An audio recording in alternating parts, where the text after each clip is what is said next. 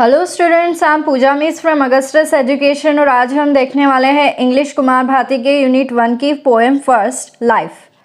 Life यानी कि ज़िंदगी। लाइफ ये पोएम चार्लोट ब्रॉन्टे ने लिखी है। चार्लोट ब्रॉन्टे का जन्म 1816 में हॉर्नटाउन यूके में हुआ था और उनकी डेथ 1855 में हॉवर्ड यूके में हुई थी। चार्लोट ने काफ़ी छोटी उम्र से ही अपने थॉट्स को लिखना शुरू कर दिया था। चार्लोट को अपनी पहली सफलता जेन एयर नॉवेल के लिए मिली थी 1847 में। उस समय चार्लोट अपनी पहचान छुपाने के लिए किसी आदमी का झूठा नाम यूज़ करके नॉवेल्स लिखा करती थी। ऐसा वो इसलिए करती थी क्योंकि 19वीं सेंचुरी में औरतों के साथ पक्षपात किया जाता था। उनकी बुक्स पब्लिश नहीं की जाती थी। ऐसा माना जाता था कि औरतें पोएटिक दुनिया के लिए नहीं बनी हैं। लाइफ पोएम हमें एक फेयरली मैसेज देती है। वो मैसेज देखने के लिए आइए स्टार्ट करते हैं पोएम।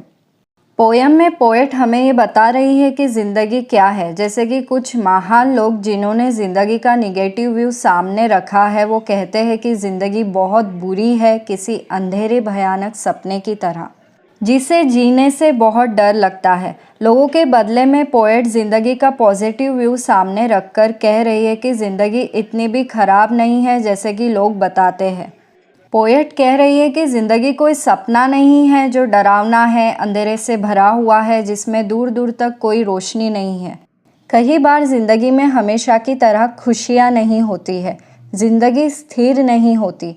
उसमें छोटे छोटे सुबह की हल्की सी बारिश की तरह तूफान आते रहते हैं, यानी कि दुख दर्द आते रहते हैं। लेकिन जिस तरह सुबह की तूफ़ानी बारिश अपने आने के साथ ही भविष्यवाणी करती है एक सुनहरे खूबसूरत खुशियों से भरे दिन की, बिल्कुल उसी तरह दुख अपने ज़िंदगी में आते वक्त भविष्यवाणी करते हैं अपने पीछे आने वाले सुखों की। पोएट कह रही है कि कभी कभार आसमान में घने काले बादल छा जाते हैं, जिनकी काली छाया किसी विपत्ति की तरह लगती है, मानो जैसे अपशगुन होने वाला है।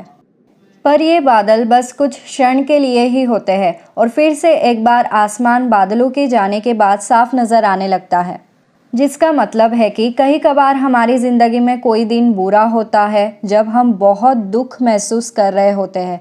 पर यह बुरा दिन हमारे ज़िंदगी में हमेशा के लिए नहीं होता है। ये तो बस कुछ पल के लिए ही होता है जो जल्द ही ख़त्म हो जाएगा और सब कुछ पहले जैसा हो जाता है। पोएट कह रही है कि किस तरह एक हल्की सी बारिश फूलों को खिला देती है, तो फिर शोक क्यों मनाना जब फूल झड़ जाते हैं। इसी तरह जब हमारी ज़िंदगी में दुख आते हैं तो वो अपने पीछे सुख लेकर आते हैं, तो फिर शोक क्यों मनाना जब हमें कभी कभार किसी दिन खुशियाँ नहीं मिलती है। ज़िंदगी में सारे दिन एक जैसे तो नहीं होते। पोएट कह रही है कि हमारी ज़िंदगी बड़ी ही तेज़ी के साथ आगे बढ़ रही है और इस ज़िंदगी के सुनहरे पल पंख लगाकर तेज़ी से उड़ते जा रहे हैं, तो क्यों ना हम इन लम्हों को बिना कोई दुख जताते हुए हंसी खुशी के साथ बिताएं, इन पलों का आभार जताते हुए। पोएट कह रही है कि कभी कभार हम अपनी ज़िंदगी में बहुत खुश होते हैं, पर उसी दौरान हमारे ज़िंदगी में एक ऐसा समय कदम रखता है जब हमारे घर में किसी की दुखद मौत हो जाती है। तब मौत हमसे छीनकर ले जाती उसे जो हमारे दिल के सबसे ज़्यादा करीब था। हालात फिर से पलटते हुए दिखाई देने लगते हैं, मानो जैसे दुख जीत गया हो। दुख ने मन के अंदर चल रही आशा के प्रभाव को नियंत्रित कर लिया हो। पोएट यहाँ पर खुद के ज़िंदगी का अनुभव बताते हुए कह रही है कि भले ही वो दुखों से घिर चुकी है, पर वो आशा नहीं छोड़ेगी। भले ही उनकी आशा दुखों के आगे झुक गई है, पर उनकी आशा टूटी नहीं है। उनकी आशा दुखों के जाने के बाद फिर से उठकर सीधे खड़ी हो जाएगी, बिल्कुल इलास्टिक स्प्रिंग की तरह, जिस पर जोर या तनाव पड़ने से वो स्प्रिंग झुक जाती है, पर जैसे ही तनाव दूर होता है स्प्रिंग फिर से अपने असली रूप में आ जाती है। इसीलिए पोएट कह रही है कि उनकी आशा स्प्रिंग की तरह है जिसे बुरे से बुरा वक्त भी हरा नहीं सकता। पोएट कह रही है कि चाहे ज़िंदगी में कितनी ही मुसीबतें, कितने ही तूफान क्यों ना आए, वो पहले से ही तैयार है लड़ने के लिए। वो मजबूत है। उसके सुनहरे आशा के पंख फिर से ज़िंदगी में उड़ान भरने के लिए तैयार है और अब उसके पंख ज़िंदगी का अनुभव लेकर इतने मजबूत हो चुके हैं कि आने वाली मुसीबतों को सहन करने के लिए वो पहले से ही तैयार है। और पोएम के लास्ट में पोएट हमें बहुत ही स्ट्रॉन्ग मैसेज दे रही है पोएट कह रहे हैं कि एक दिन हम सभी के ज़िंदगी में आता है जो बहुत चैलेंजिंग होता है, और वो दिन होता है हमारे ज़िंदगी का आखिरी दिन, और उस दिन भगवान खुद हमारा न्याय करते हैं। पोएट कह रहे हैं कि जब मौत उनके करीब होगी, जब मौत का दिन भी उनके ज़िंदगी में आएगा, तब भी वो डरेगी नहीं, मजबूत रहेगी, साहस के साथ उस दिन का सामना करेगी, और आखिरकार ज़िंदगी में लंबे समय से चल रहे उन दुखों का सिलसिला ख़त्म हो जाएगा और आशा या महाप्रतापी साहस की जीत होगी। पोएट कह रही कि उनका साहस उनके मौत के बाद भी नहीं मरेगा, और इसी तरह आप लोग भी जीत सकते हो अगर आप आशा को पकड़ कर रखें। दुनिया की कोई भी चीज़ आपको छू नहीं पाएगी, ना ही कोई दुख और ना ही मौत। तो इसी के साथ हमारी पोएम ख़त्म होती है। तो अब आइए हम देख लेते हैं poetic devices.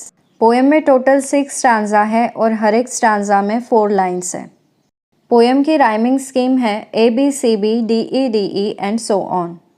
First poetic device है मेटाफर। मेटाफर का मतलब होता है एक सीक्रेट कंपैरिजन जो 2 डिफरेंट थिंग्स या आइडियाज़ के बीच में की जाती है। Often a little morning rail फोरटेल्स a pleasant day, ये लाइन मेटाफर है। यहाँ पर रेन वर्ड को सीक्रेटली कंपेयर कर रहे हैं डिफ़िकल्टीज़ के साथ, और प्लीजेंट डे को सीक्रेटली कंपेयर कर रहे हैं जॉयस टाइम के साथ।